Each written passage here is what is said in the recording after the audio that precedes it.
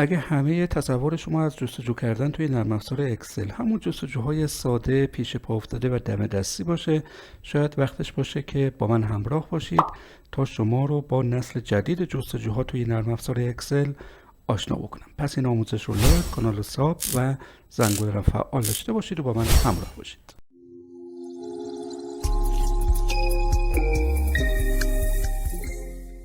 الان این اطلاعاتی که اینجا وجود داره رو ملاحظه بکنید.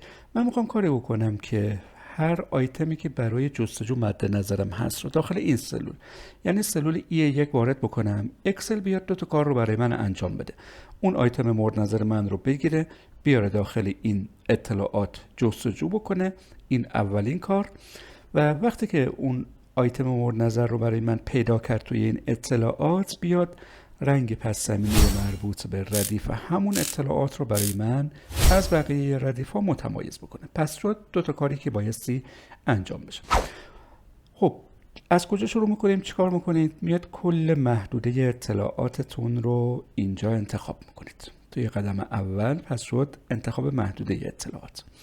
فرض بکنید که من میخوام کار جستجو رو بر مبنای کد کتاب توی قدم اول تعریف بکنم. میام چیکار میکنم؟ محدوده رو که انتخاب کردید، سربرگ هم کاندیشنال فورمتینگ، اینجا گزینه نیو رول، توی این پنجره که باز میشه آخرین گزینه رو اینجا انتخاب میکنید و در داخل این کادر میخوام با همدیگه یه رول، یه قانون جدید رو بنویسیم. به این صورت که توی قدم اول یه تابع به اسم ایز نامبر رو فراخوانی میکنید، پرانتز رو باز میکنید. برای ورود یه تابع ایز نامبر از یه تابعی به اسم سرچ کمک میگیرید و پرانتز باز. حالا میرید به سراغ تابع سرچ. به عنوان ورودی اول تابع سرچ همین سلولی که اینجا وجود داره، سلولی که آیتم مورد نظر برای جستجو رو قراره اونجا وارد بکنید که میشه سلول E1. بهش معرفی میکنید به صورت آدرس دهی مطلق یه نقطه ویرگول و حالا میاد توی ستون مربوط به نام کتاب اولین سلول رو البته به صورت آدرس نسبی در قسمت سطرها بهش معرفی میکنید. پرانتز رو میبندید، یه پرانتز دیگه و حالا یه فرمت براش در نظر میگیرید. به این صورت که روی دکمه فرمت کلیک میکنید، میاد اینجا توی بخش فیل مثلا میگید که رنگ پس زمینه سلول های مورد نظر به این صورت به این رنگ آبی روشن قرار بگیره. روی اوکی کلیک میکنید. الان ببینید توی شروع کار همه سلول ها رو به رنگ مورد نظر ما در آورد. ولی اگر که من الان بیام اینجا یک کد کتابی رو وارد بکنم، مثلا کد کتاب 118، اینتر رو که بزنم، ببینید همون ردیف مربوط به کد کتاب مربوط رو برای من اینجا متمایز میکنه. اگر که مثلا کد 124 رو بزنم، ببینید میاد این ردیف رو برای من پیدا میکنه. و اگر که این دیتا رو حذف بکنم، کل این محدوده رو برای من به اون رنگ آبی که تعریف کردم در میاره. اگر که نمیخواد این رنگ اعمال بشه، چیکار میکنید؟ بیاد اینجا کاندیشنال فورمتینگ، منیج رول و توی این قسمت من دیس ورک بوک رو انتخاب میکنم. دیس ورک شیت. این قانونیه که چند لحظه قبل با هم دیگه تعریفش کردیم. الان میخوام ادیتش بکنم. توی ادیت که رفتید، میاد اینجا از یک دستور if استفاده میکنید. به این صورت که میگید if پرانتز باز مجددا همین سلول که بهش معرفی میکنید سلول E1 اگر نامساوی بود با خالی، اون موقع بیا چیکار بکنه؟ یه نقطه ویرگول این مقدار رو بهش معرفی میکنید. و در انتها هم ما اینجا الان یه دونه پرانتز دیگه هم لازم داریم. الان من روی اوکی کلیک میکنم، اپلای و اوکی. برگردیم. الان من کد 120 رو میدم، میبینید که 120 رو برای من پیدا میکنه. اگه این کد رو حذف کنم دیگه به رنگ ها کاری نداره و همون رنگ پیشفرض و پس زمینه رو برای من اینجا حفظ میکنه. خب این یه تکنیک خیلی ساده است. ما الان برای اولین ستون این کار جستجو رو برای خودمون انجام دادیم. حالا شاید سوال بکنید که اگر من بخوام توی نام کتاب ها یا تو ستون نویسنده ها یا موضوعات کار جستجو رو انجام بدم، به چه صورته؟ دقیقاً به همین صورتی که برای ستون مربوط به نام برای ستون کد کتاب این قانون رو تعریف کردید، برای بقیه ستون ها هم قابلیت تعریف داره. میاد چیکار میکنید؟ برای این کار مجدد میاد کاندیشنال فورمتینگ، منیج رول، این قانونی رو که انتخاب کردید رو یک دوپلیکیت، یک کپی میگیرید ازش به این صورت و میاد همون قانون رو این بار ادیتش میکنید و کجا رو الان بهش معرفی میکنید، کدوم ستون رو. ببینید اینجا الان ستون مربوط به نام کتاب ها میشه توی ستون ای و ردیف شماره 4 هم میشه اولین سلولش. پس من میام اینجا به جای دی 4 میگم که این بار برو سلول ای 4 رو مد نظر قرار بده و روی اوکی کلیک میکنم، مجدد اپلای و اوکی. الان بیام یه کتابی رو جستجو بکنیم. مثلا من الان سردار خوبی ها رو اینجا جستجو میکنم، اینتر بزنم، ببینید همین عنوان کتاب ردیفش برای من پیدا شد.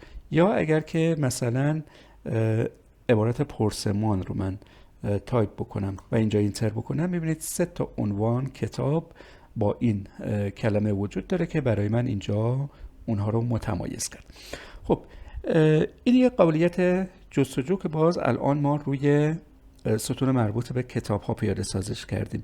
میتونید همین کار رو برای نویسنده ها و برای موضوع هم تکرار بکنید که دیگه من وارد این 2 تا ستون نمیشم که وقتمون بیشتر گرفته نشه.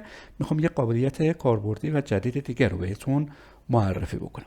اما اون قابلیت چیه؟ ببینید اگر که الان من این قسمت رو پاکش بکنم، اگر بیاید توی زربرگ دیولپر اینجا توی زیر مجموعه Insert ActiveX Control و یه دونه تکست باکس رو ببینید، تکست باکس من بگیرم بیارمش اینجا قرار بدم. مثلا کجا قرارش بدم؟ مثلا بیارمش اینجا قرار بدم.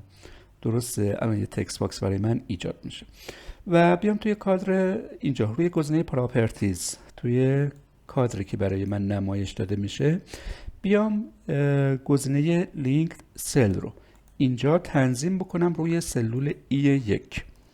ببینید اینجا سلول E1 کدوم سلوله؟ اون سلولی که من دارم آیتم مورد نظر برای جستجو توی این اطلاعات رو وارد میکنم. خب با همین کار ساده من الان بیام حالا یه تنظیم دیگه من اینجا انجام بدم. تکست الاین رو بذارمش روی سنتر و بیام دیگه دیزاین مود رو خاموش بکنم. الان خب اینه چه اتفاقی میفته؟ ببینید اگر که من بیام مثلا یه عبارتی مثل همون سردار رو اینجا تایپ بکنم، البته عذر میخوام اینجا که نه، داخل این تکست باکس بیام کلمه سردار رو تایپ بکنم، ببینید به محض اینکه اولین کاراکتر رو من وارد میکنم، اکسل هم کار جستجوی خودش رو شروع میکنه و در واقع اینجوری ما یه جستجوی لحظه ای رو برای خودمون تعریف کردیم. میبینید هر عبارت رو که من وارد میکنم، به محض اینکه اولین حرفش رو وارد بکنم، اکسل کار جستجوی خودش رو بلافاصله شروع میکنه و یک جستجوی لایف یا همزمان با ورود آیتم ها رو دارید. حالا اگر که خواستید میتونید بیاد این تکست باکس رو قرار بدید توی این سلول و بزرگترش بکنید که کل پهنای سلولتون رو بگیره و از این به بعد هر عبارت رو که وارد بکنید اینجا به صورت زنده و آنی میتونه کار جستجوش توسط اکسل براتون انجام بشه. اینم از این تکنیک. امیدوارم که این 2 تا تکنیکی تو این آموزش راجبش با هم دیگه صحبت کردیم واسهتون کاربردی باشه. اما آیا این همه اون چیزی که ما تحت عنوان نسل جدید جستجو توی اکسل ازش اسم میبریم؟ نه.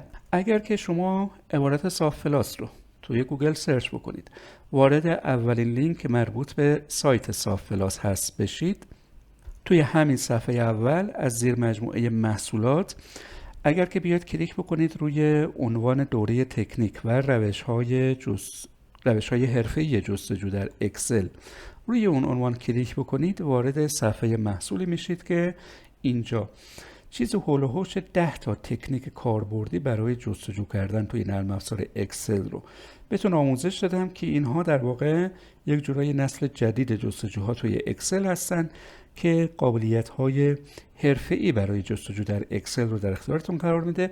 شامل سطوح مختلف جستجو توی اطلاعات اکسل میشه و خیلی سریع و راحت با استفاده از اونها میتونید کار جستجو در اکسل رو برای خودتون انجام بدید که توی این آموزش فقط یک نمونه خیلی ساده و دم دستی از جستجو توی اکسل رو با هم دیگه یاد گرفتیم و اگر علاقه‌مند هستید به مبحث جستجو کردن توی اکسل به صورت حرفه‌ای، مسلط بشید حتما مراجعه بکنید به صفحه این محصول و این محصول کاربردی رو به همراه قابلیت هایی که در اختیارتون قرار میده میتونید تهیه بکنید و ازش توی کارها و پروژه های خودتون توی نرم افزار اکسل استفاده بکنید. ممنونم از اینکه توی این آموزش با من همراه بودید و به امید دیدارتون توی دوره تکنیک های حرفه‌ای جستجو توی نرم افزار اکسل.